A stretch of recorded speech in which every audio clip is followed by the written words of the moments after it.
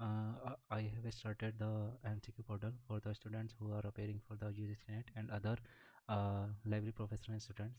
So I would like to introduce that how to use my MCQ portal, and the backend data has been like curated every day, and whenever I get the time, I am free. So I try to upload all the PYQ in MCQ portal. So if you want to access my website, so type sites.google.com /view.sakesh sharma/home, then click OK. Here is the total website dedicated for the library professionals, and I do not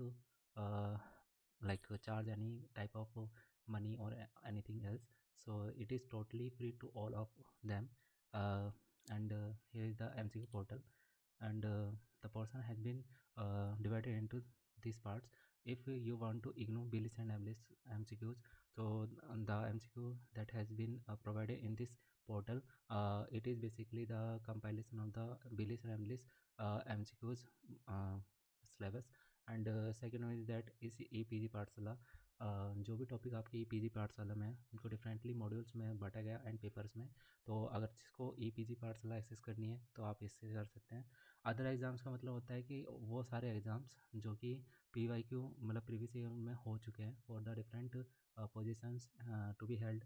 and basically इसमें सारा वो content है जो previous year question paper हैं, मतलब चाहे UGC net का हो, चाहे डिटर प्रेस बी के हों, चाहे अदर किसी टाइप के PYQ हों. ठीक है. और इम्पोर्टेंट टॉपिक जो मुझे लगता है कि करंट अवेयरनेस वाले टॉपिक्स हैं, या फिर जो ऐसा टॉपिक जो बार बार रिपीटेड होता है और हमें बार बार उसको रिवाइज करना होता है, तो आप उसके लिए आप इंपॉर्टेंट टॉपिक्स पे जाएंगे. तो बेसिकली UGC नेट के लिए जो भी एस्पिरेंट्स हैं, इन सारे जो 4 मैंने अलग अलग टाइप के पोर्टल बना रखे हैं, इन पर आप अलग अलग टाइप के मतलब MCQ को ज़रूर रिजॉल्व करें. आने वाले टाइम के लिए आपको बहुत बेनिफिट देगा. सो उसको एक्सेस कैसे करना है वो भी मैं बता देता हूँ. एक्सेस करने के लिए आपको कुछ नहीं करना है.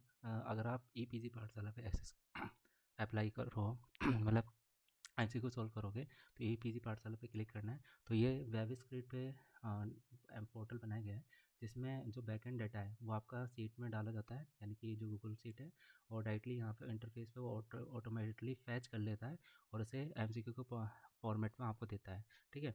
तो जैसे आपको इसमें सेलेक्ट एन एग्ज़ाम कोई से आप सेलेक्ट कर सकते हो. अभी कुछ बच्चों को हो सकता है कि प्रॉब्लम ये आएगी कि ये पोर्टल थोड़ा छोटा सा लग रहा है, तो आप क्या कर सकते हैं, इसको जूम कर सकते हैं. जूम करने पे आपको और इजी हो जाएगा. ठीक है. जितना आप जूम करना चाहते हैं उतना कर सकते हैं. तो सिलेक्ट इन एग्ज़ाम में आप कोई सा भी एग्ज़ाम सेलेक्ट कर सकते हैं. बेसिकली अभी मैंने हर एक पेपर का और हर एक पेपर का कम से कम 3 मॉड्यूल मैंने कवर करे हैं. जैसे कि आप देख सकते हैं P01 का 3 मॉड्यूल मैंने कवर करे हैं. P2 का ऐसे ही करके मैंने जो जो मुझे इंपॉर्टेंट लगा स्टार्टिंग में, तो उन सब के मैंने PYQ बना रखे हैं. और तो आपको अटैम्प्ट करने के लिए जैसे सपोज दैट मुझे इस वाला एग्ज़ाम को अटैम्प्ट करना है. ठीक है. मैं क्लिक करूँगा, थोड़ा सा टाइम लगेगा क्योंकि वो बैकएंड पे जो डाटा है ये फैच होता है आपका गूगल शीट से. तो आप थोड़ा वेट करेंगे तो इस टाइप से क्वेश्चन आएंगे, और क्वेश्चन उसके चारों ऑप्शन, उस ऑप्शन को आपको क्लिक करना है एंड आपको नेक्स्ट बटन पे क्लिक करना है नेक्स्ट क्वेश्चन के लिए. ठीक है. सपोज दैट आपका क्वेश्चन छूट जाता है तो आप प्रीवियस बटन का यूज़ करके प्रीवियस वाले क्वेश्चन पे जा सकते हैं. ठीक है. इस तरीके से आप जितने भी क्वेश्चन हैं वो सारे एक्सेस कर पाएंगे. यहाँ पे एक मैंने प्रोग्रेस बार भी लगाया है जिसमें टोटल क्वेश्चन, यानी कि इस पेपर 1 M01 मॉड्यूल में कितने क्वेश्चन टोटल मैंने हैं, वो टोटल 17 है. आपने कितने अटैम्प्ट करे हैं, 2 अटैम्प्ट करें तो यहाँ पे दिखाएगा रिमेनिंग, यानी कि 15 क्वेश्चन और रिमेनिंग है. तो जैसे आप सपोज दैट आपको सारे अपने क्वेश्चन अटैम्प्ट कर लिए. ठीक है. मैं एक एग्जांपल दे देता हूँ. तो इस तरीके से प्रोग्रेस बार अपने आप अपडेट होता जाएगा.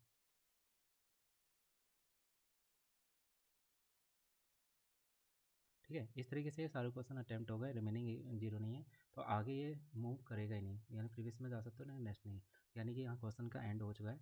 जब आपको लगेगा आपने सारे क्वेश्चन अटैम्प्ट करने हैं, फिनिश एग्जाम पे आप क्लिक करेंगे. फिनिश एग्जाम करने के बाद में ये पूछेगा कि are you sure want to finish the exam, तो आप ओके पे क्लिक करेंगे. तो इस तरीके से आपके सारे क्वेश्चन मतलब सारा एनालिसिस आपको बताएगा। जैसे ये क्वेश्चन है, यहाँ पर रेड मार्क का मतलब ये है कि आपने जो क्वेश्चन अटैम्प्ट करा था उसमें जो ऑप्शन चूज़ करा है वो रॉन्ग चूज़ करा था, लेकिन करंट आंसर आपका ये वाला था। तो क्वेश्चन और आंसर अभी मैं ट्राई कर रहा हूँ कि उस फॉर्मेट में देखिए जिस फॉर्मेट में आपको चाहिए, इन द सेंस कि क्वेश्चन 4 ऑप्शन आपने जो चूज़ करा था वो रेड कलर में दिखे और राइट आंसर आपको ग्रीन कलर में दिखे। ठीक है, वो करने में थोड़ा टाइम लगेगा, बट आई होप कि आपकी प्रैक्टिस काफ़ी अच्छे से हो जाएगी। तो इसमें सारे क्वेश्चंस जितने भी आपने अटेंड करना है, जैसे आपका एक क्वेश्चन का आंसर सही गया, जैसे कि तो ये ग्रीन में आ जाएगा एंड करेक्ट आंसर का ऑप्शन भी मैच कर रहा है, यानी कि ये आपका एक क्वेश्चन सही है। इस तरीके से आप सारे क्वेश्चन अटेम्प्ट करेंगे और लास्ट में आपका क्या होगा, यही तरीके का रिजल्ट आपका एनालिसिस पार्ट पाई चार्ट में और एनालिसिस बार चार्ट में आपको दिखाएगा कि आपने कितने क्वेश्चन अटेम्प्ट करें। जैसे आपने करेक्ट आंसर का ऑप्शन मतलब यानी कि आपने 4 क्वेश्चन सही करेक्ट करें और इनकरेक्ट आपके 13 हैं। ठीक है, इस तरीके से आप अगर बार चार्ट में देखना चाहते हैं तो बार चार्ट में आप इस पर लेके जाएंगे कर्सर, तो नंबर ऑफ आंसर्स जो है 4 करेक्ट करें आपने और रॉन्ग कितने करें 13। तो इस तरीके से आपका एनालिसिस आता है।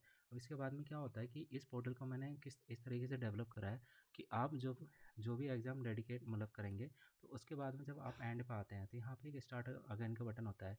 आप तब तक इसको अटेम्प्ट नहीं कर पाएंगे जब तक आप स्टार्ट बटन पे क्लिक नहीं करेंगे।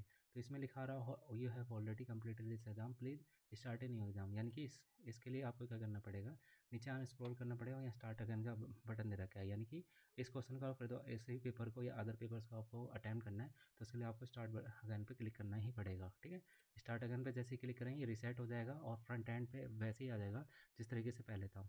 ठीक है, तो इस तरीके से आप किसी और पेपर को सिलेक्ट करके इस तरीके से क्वेश्चंस कितनी बार अटेम्प्ट कर पाएंगे। तो कुछ बच्चों को ये प्रॉब्लम आ सकती है, सपोज दैट मैंने ये क्वेश्चन फिनिश करा उसके बाद में ये ना जैसे कि मैंने फिनिश कर लिया इसको भी, आपके टोटल क्वेश्चन 81 थे, मैंने अटेम्प्ट 1 कराया है और रिमेनिंग आपके 80 हैं। ठीक है, तो इसमें इसमें क्या होता है कि अभी बैकएंड पे क्वेरी कुछ रॉन्ग रन हो रही है, बट एनालिसिस आपका पूरा नहीं दिखाएगा, यानी कि यहाँ पे बार चार्ट दिखाता था तो बार चार्ट नहीं दिखा रहा है। तो वो केसेस होता है कि वो क्वेरी रन एक बार हो रही है तो उससे कोई इशू नहीं है, बट आपका एनालिसिस पूरा यहाँ पे दिख जाएगा। You answered 1 out of 81 correctly, और करेक्ट आंसर की मैंने बता ही दिया, जो करेक्ट आंसर आपने दिया हुआ है वो आपका करेक्ट आंसर ग्रीन में दिखेगा और रॉन्ग जिसने अटैम्प्ट नहीं करा है तो नॉट अटेम्प्टेड लिखाएगा और उसका करेक्ट आंसर ऑलरेडी बता देगा कि उस क्वेश्चन का करेक्ट आंसर क्या है। ठीक है, इस तरीके से आप एनालिसिस कर पाएंगे। और जैसे कि अदर भी हैं, जैसे कि इंपॉर्टेंट टॉपिक्स में मैंने जो टॉपिक मुझे लगते थे और करंट अफेयर्स भी मैं इसी वाले पोर्टल में एक्सेस करवाऊँगा।